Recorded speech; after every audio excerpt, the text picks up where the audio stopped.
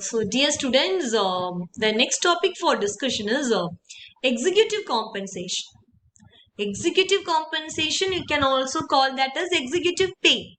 So, whatever remuneration packages specifically you design for business leaders, right? People who are in the C-suite level, the senior management, and of course, the executive level employees of a company.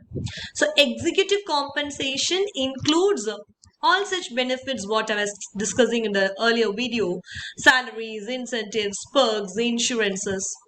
But the name executive compensation tells how important it is for the senior management and the executive level employees, because they play a very crucial role in the company, as they are the one who make strategies. They are the people who are into this enactment of policies. They take important decisions.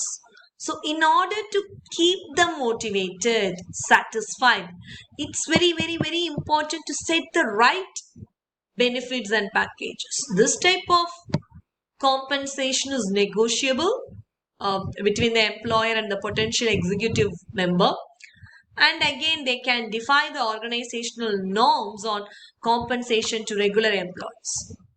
So when we talk about executive compensation, we have several components for that. Let it be salary or STI, short-term incentives, LTI, long-term incentives, guaranteed severance package, prerequisite, can it be club memberships or private planes, insurance, as we discussed earlier.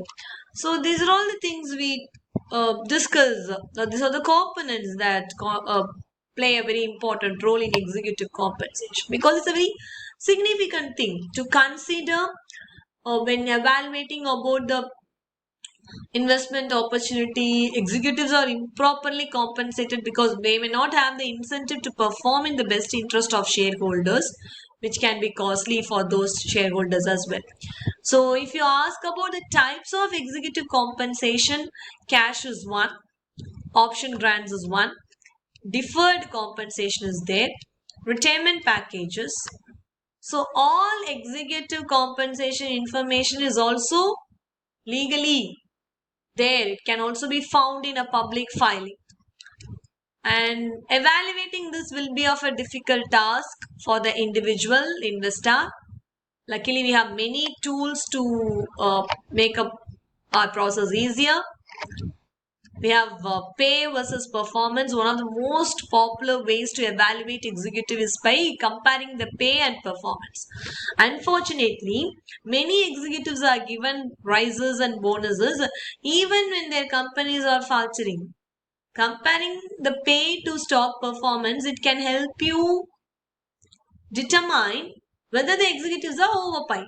So there are several metrics used most often in comparing the change year over year in executive pay, and that increases to the change year in stock price.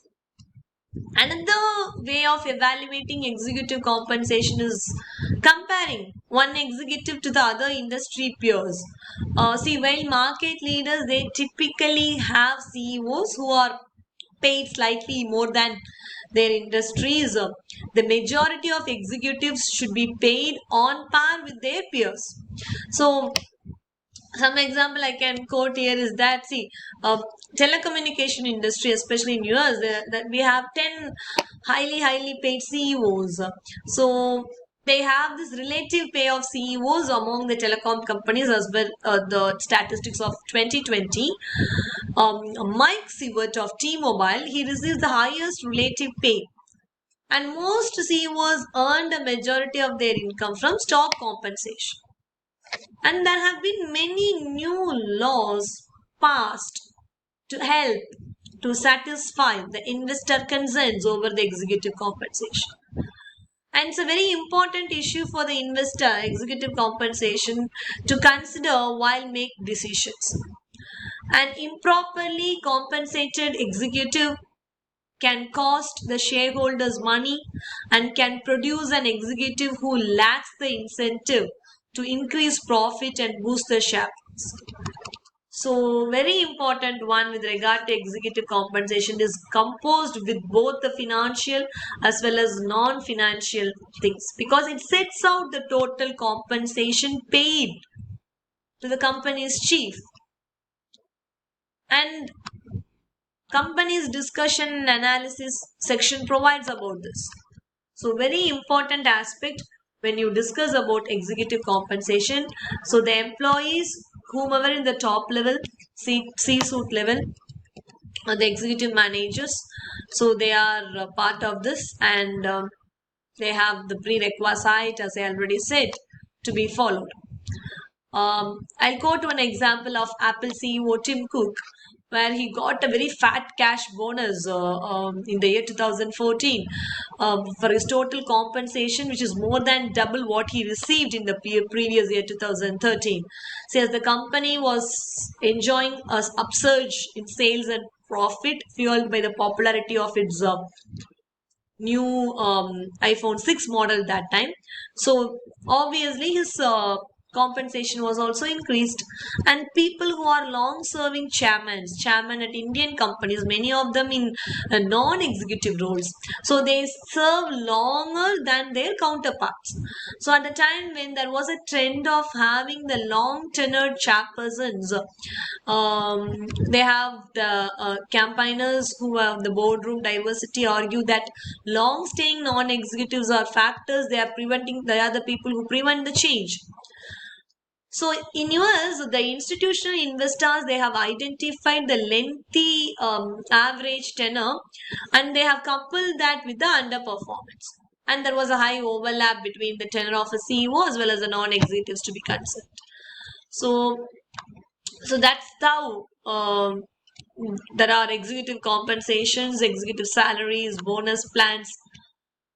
As with the benefits of non-executive employees, they can go with traditional retirement packages, vacations.